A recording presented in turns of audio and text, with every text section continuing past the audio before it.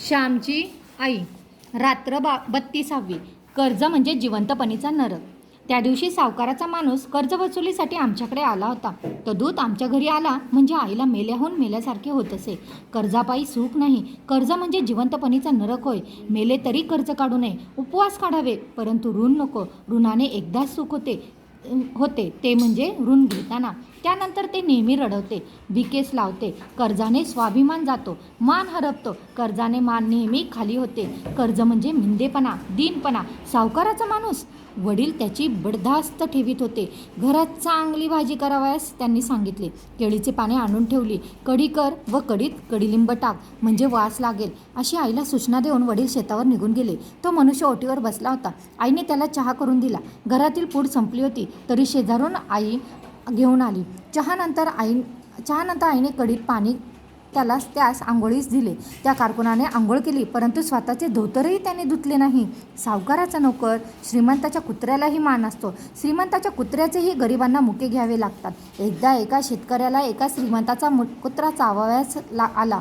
शेतकऱ्याने त्या कुत्र्याला काठी मारली. त्या श्रीमंताने शेतकऱ्यावर खटला भरला व त्या शेतकऱ्यास 25 रुपये दंड झाला, असे मी वाचले होते. शेतकरी म्हणजे माणूस आहे का? साऱ्या जगासाठी खपणारा तो गुलाम, साऱ्या खुशाल चेंडूंना पोचणारा तो जणू पशु.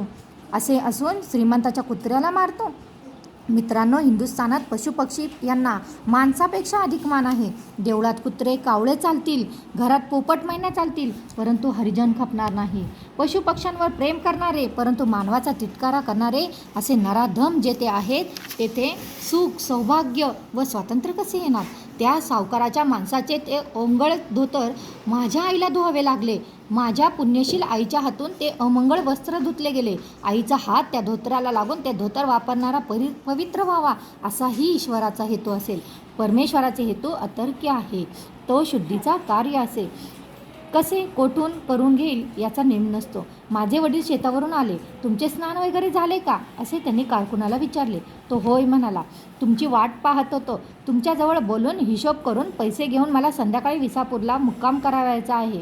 आज रात्री तेथे वस्तीला राहीन, असे तो म्हणाला. बरे, मी स्नान करतो, लवकरच पूजा वगैरे आटोपतो. तुम्ही थोडी विश्रांती घ्या, असे सांगून वडील आंघोळीस गेले व स्नान करून ते आले व पूजेला बसले. आईला त्यांना हळूच विचारले, त्यांना चहा वगैरे दिलास की नाही करून? कोठून आणून द्यायचा होता? आई म्हणाली, सारे काही दिले. त्याचे धोतरही 2 वाळत घातले आहे. एकदाची धिंडका जाऊ दे येथून लवकर. आई त्रासली होती, संतापली होती. वडील शांतपणे पूजा करू लागले. ते शांत होते तरी त्यांच्या मनातील खिन्नता बाहेर डोकवत होती. घरच्या देवाची पूजा करून वडील देवळात गेले. आईने पाटपाणी केले. धाकटा पुरुषोत्तम शाळेतून आला होता. त्याने ताटे घेतली. वडील लवकरच देवळातून परत आले. उठा वामनराव, हातपाय धुवा, असे वडील त्यांना म्हणाले. या बसा येते. सोवळे नसले तरी चालेल, काही हरकत नाही, असे वडील त्यांना म्हणाले. जे वडील आम्हाला सोहळ्या ओळ्यासाठी बोलावायचे त्यांना तो ओवळा मनुष्य स्वतःच्या शेजारी चालला. जणू तो सावकाराचा मनुष्य म्हणजे देवच होता. त्यांची हांजी करणे, त्याचा उदो करणे एवढेच वडिलांचे काम होते. काय करतील का हा एवढा मिंदेपणा? हा तेजोभंग, ही सत्वहानी कशाने झाली? एका कर्ज का झाले?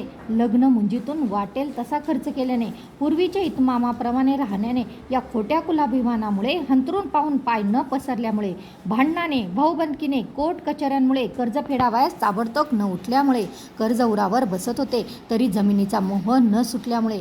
गड्यांनो, तुमच्या बायका माणसांची, पोराबाळांची अब्रू चव्हाट्यावर येऊ नये, अब्रूचे धिंडवडे होऊ नये असे वाटत असेल तर कर्जाला स्पर्श करू नका. कर्ज असेलच तर शेतभात, दागदागिने सारे काही विकून आधी कर्जमुक्त व्हा. पाने वाढली. वामनराव आमचे वडील जेवावयास बसले.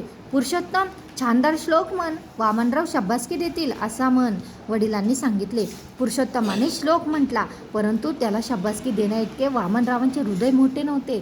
सावकाराकडे राहून तेही निष्प्रेम, अनुदार होत चालले होते. आड्यताखोर व दिमागबाज होत चालले होते. संकोच नका करू वामनराव, भाजी घ्या आणखी, वाढगा आणखी एक पळीभर असे आईला सांगून आग्रहपूर्वक वामनराव वडील जेववीत होते. वामनराव विशेष काही बोलत नव्हते. तो साधा स्वयंपाक त्यांना आवडलाही नसेल. चमचमीतपणा स्वयंपाक आता नव्हता. शेवटी जेवणे झाली. वामनराव व वडील ओटीवर बसले. वामनरावांस सुपारी लवंग देण्यात आली. त्यांना प्यावयास ताजे पाणी पाहिजे होते म्हणून फासाला तांब्या लावून पाणी आणण्यासाठी पुरुषोत्तम विहिरीवर गेला. थंडगर पाणी घेऊन तो आला. वामनराव प्याले. आई घरात जेवावयास बसली. मग काय भाऊराव, व्याजाचे पैसे काढा. तुम्ही आजचा वायदा केला होता. आज 75 रुपये तरी तुम्ही दिलेच पाहिजे. खेप फुकट दौडू नका. तुम्ही सांगितले होते आज यावायला म्हणून आलो. वामनराव बोलू लागले. हे पहा वामनराव, 10 मन भात होते, ते सारे विकले.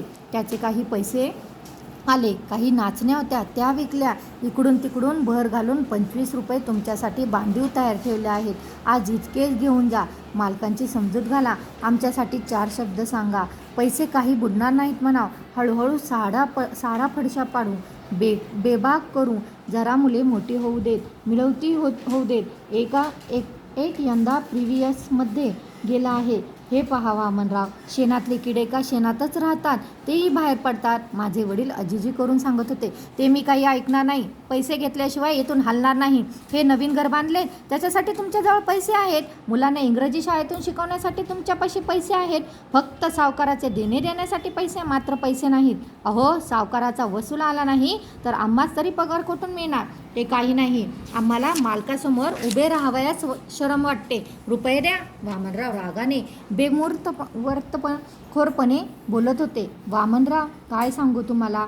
घर ते काय, अहो केंबळी घर, मापाच्या भिंती, तिचा आग्रह म्हणून बांधली मठी, उभारला हा गुरांचा गोठा. परंतु हे लहानसे घर बांधावयाचे तिच्या हातातील पाटल्या विकाव्या लागल्या. वडील शर्मिंदे होऊन सांगत होते. वडील बाहेर बोलत होते. घरात आईच्या भातात डोळ्यातील टिपे गळत होती. पोटात शोक मावत नव्हता. भात गिळवत नव्हता.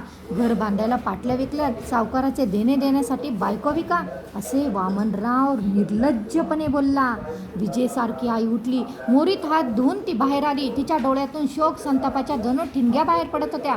ती थरथरत होती. ओटीच्या दारात उभी राहून आई त्वेषाने म्हणाली, या ओटीवरून चालते व्हा, बायको विका असे सांगायला तुम्हाला लाज नाही वाटत? तुमच्या जिभेला काही हाड आहे की नाही?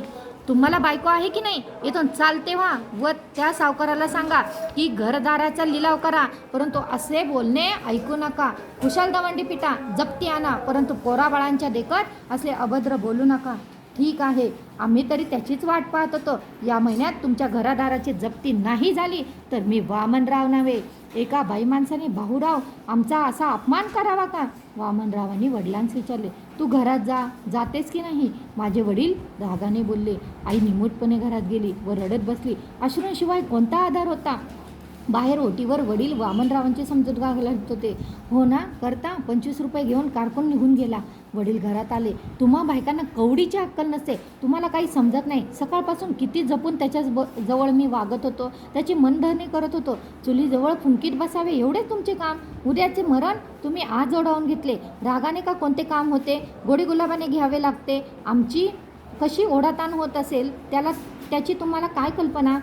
वडील आईला बोलू लागले. पदोपदी अपमान करून घेण्यापेक्षा आज मेलेलं काय वाईट? कुत्र्यासारखं हिडीस तिपडीस करून घेऊन जगण्यात काय गोडी? उद्यापेक्षा आजच मरण म्हणजे सोने आहे. आणू द्या जप्ती, होऊ द्या लिलाव. आपणही मोलमजुरी करू. मथुरीच्या तिकडे राहावयास जाऊ. मजूर सुद्धा मेली असली अभद्र बोलणी, अशी घाणेरडी बोलणी ऐकून घेणार नाहीत.